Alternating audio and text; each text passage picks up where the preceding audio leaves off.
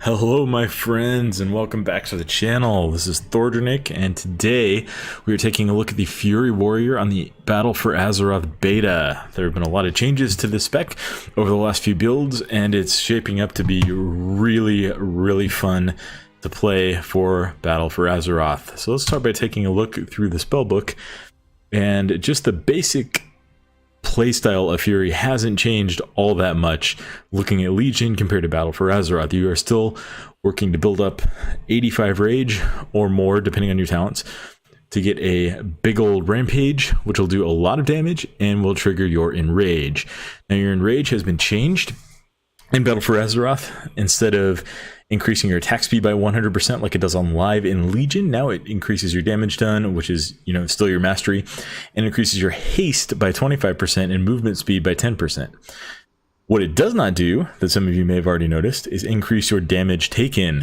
Yes, after 2 years, Blizzard have finally relented and made this change, which will really help Fury in a lot of different areas of gameplay. So we're still built around getting up to that enrage barrier, and the main way that we're going to do that is through Rampage. You'll also note that Bloodthirst has a chance to enrage you. Now baseline this is 45%, baseline this is 30%, it's 45% right now because of a talent that I've taken.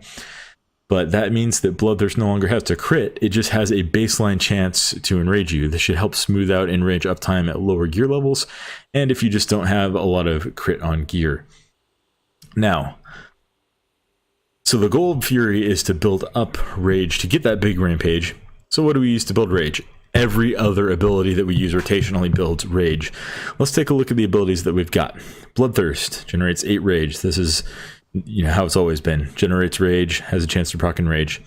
Raging Blow is quite different. Now it has 2 charges, does not require enrage to use, and generates 12 rage rather than the 5 that it generates on live. Whirlwind is the new baseline filler for Fury, replacing Furious Slash, and it generates 3 rage plus an additional 1 per target hit. So that means if you're hitting a single target, you're still going to get 4 rage from it, up to a maximum of 8 rage, depending on how many targets you're hitting with that ability. So the basic rotation is going to look like using these 3 abilities: Bloodthirst on cooldown, Raging Blow on cooldown, and Whirlwind to fill in the gaps when you have neither of those up. And you will build up towards an enrage, which you will use to get your, towards a rampage, not enrage, which you'll use to get your enrage window going and do all of the damage that your mastery allows you to do. So what do we have as far as other abilities go? Well, we still have Execute, but it has been changed a little bit. It is a 6-second cooldown reduced by haste, and instead of spending rage, Execute now generates 20 rage. This will allow Fury Warriors to continue using Rampage in the enrage window, and I think it'll end up being a very positive change. So instead of going from just spamming Execute, we're going to be using Execute very frequently still on cooldown, and we will use it to build towards our enrage, just like the rest of our abilities help us do. Recklessness, which is no longer Battlecry, it is back to what it always should have been, Recklessness. Now, instead of giving us 100% crit, causes our rage generation to be increased by 100% and gives us 20% increased critical strike chance for 10 seconds baseline. Now, this is on the global cooldown, but as we'll see in the spellbook and in the talents, this is really the only big cooldown that we have. So that meme that most of you, I'm sure, saw earlier in the Battle for Azeroth beta of, Fury spending 5, 6, 7, 8, 10, 20 seconds, 15 minutes activating cooldowns before you can start doing damage is no more. Blizzard have kind of fixed that by tweaking abilities and making sure that the cooldowns that we have available are powerful enough. Now let's take a look at those talents. In the tier 15 row, we've got War Machine, which has been changed a little bit from live. Your auto attacks generate more rage, and then you have the killing enemies proc, where you generate 10 rage and increase your movement speed by 30%. This is going to be a great talent for open world content, for PvP in battlegrounds, or even just for leveling. Endless Rage is going to generate 6 rage whenever you're enraged. Now, depending on tuning, this is probably going to be your go-to for raids, for single target encounters. Fights without a lot of ads, but we'll see what the tuning looks like on that. And then Fresh Meat, Bloodthirst has a 15% chance as an increased 15% chance to trigger Enrage and heals for 20% more. So Bloodthirst still has that 5% heal baked in. Now note that this is a multiplicative bonus, it is not additive, so it doesn't make Bloodthirst heal you for 25% of your health. That would be ridiculous. It makes it heal for 6%. So that's not insignificant, but it's not as overpowered as some people might think it sounds. On the tier 30, we've got Double Time, which gives you more charges, Impending Victory, which gives you a heal on demand, which is not really necessary for Fury anymore, I don't think. Bloodthirst is a pretty short cooldown and has a small heal built into it, and we don't take increased damage during the Enrage window anymore, but if you do find yourself needing that, or if you want to take it for world content, then it's there. Stormbolt is your stun. We no longer have access to Shockwave, but we do have Stormbolt, which is a single target 4-second stun on a 30-second cooldown. Tier 45, we've got Inner Rage. Raging Blow's cooldown is reduced by 1 second and its damage is increased by 15%. So this is different from on live because Raging Blow baseline has many of the Inner Rage effects from live. Sudden Death is back. It is no longer tied to a legendary ring because there are no more legendaries in Battle for Azeroth. So Sudden Death, you just have a chance to proc and execute that you can use regardless of the enemy's health. And then Furious Slash has been baked into a talent and merged with the Frenzy talent from live. So this will give you a single target filler that you'll use instead of Whirlwind, and it will increase your haste by 2%, stacking up to 3 times. So 6% haste, nothing to sneeze at. Decent amount of damage. Again, that's the exact damage numbers aren't too important on beta. Tuning is still to come and will realistically be happening for at least the first month of Battle for Azeroth based on previous expansions as well. So don't worry too much about the exact numbers on damage, but so that 6% haste is what Furious Slash is going to bring you. On the tier 60, we've got Furious Charge. So this is a really good leveling talent.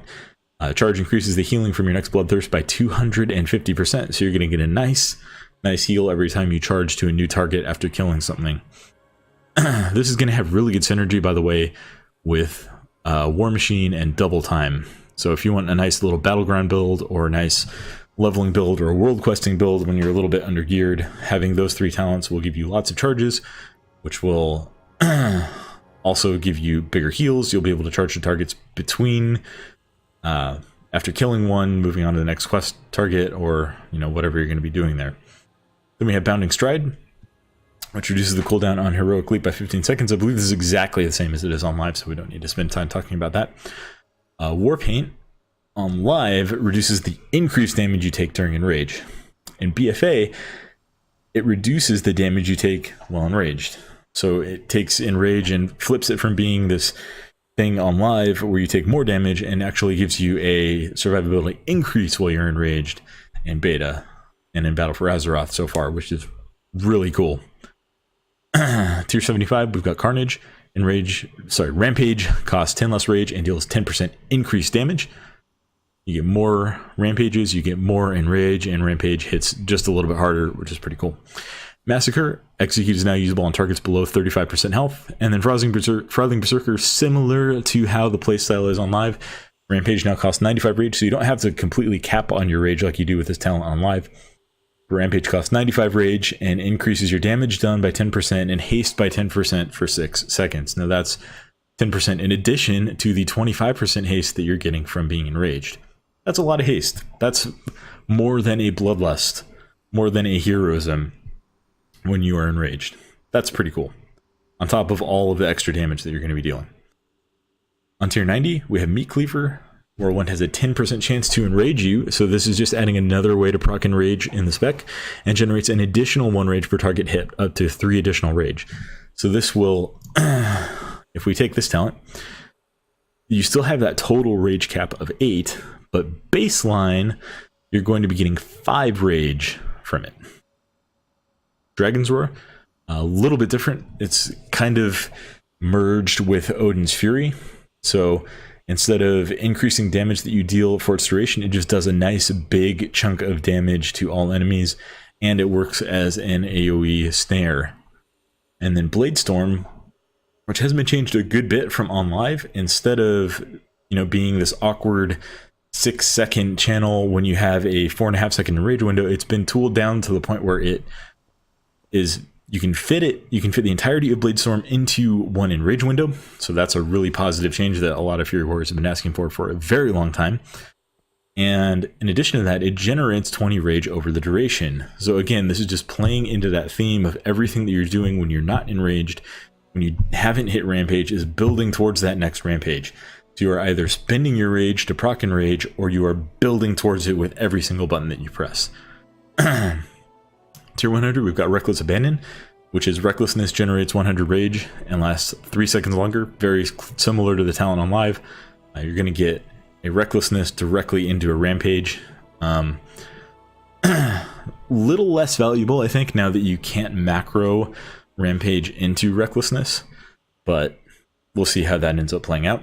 Anger Management, every 25 rage you spent reduces the remaining cooldown on Recklessness by 1 second. Now this is pretty big, right? So if we take Farthing Berserker, we're basically spending an entire rage bar every time we rampage. So every time we rampage, we take 4 seconds, just a little bit less than that, off of the cooldown of Recklessness. That's a pretty decent chunk. So Recklessness has a 1.5 minute cooldown baseline, and you're going to be reducing that by a significant amount. And then Siegebreaker is Colossus Smash for Fury, basically. So you can take that if you want to. It does okay damage, decent damage. We'll see how that ends up being tuned. And then it gives you a 10-second damage window where you deal 15% increased damage to the target. So this is going to be a really cool spec to play, I think, guys. Let's take a look on a target dummy here at just how fast this spec actually moves once you get it going. So we're going to go ahead and charge this lesser sparring partner. We're going to pop our cooldown, and we're going to start just building rage, and we've already got a rampage. And now we're building towards the next one. And look, we've already got another one, and rage didn't even fall off yet. Look, there we go, a little bit of downtime, and we are right back into another rampage. So this spec just plays tremendously fast. You always have a button to press, and every button feels significant. Every ability that you use is either spending your rage with rampage or building towards that next rampage so that we can just keep it going and keep the damage flowing in.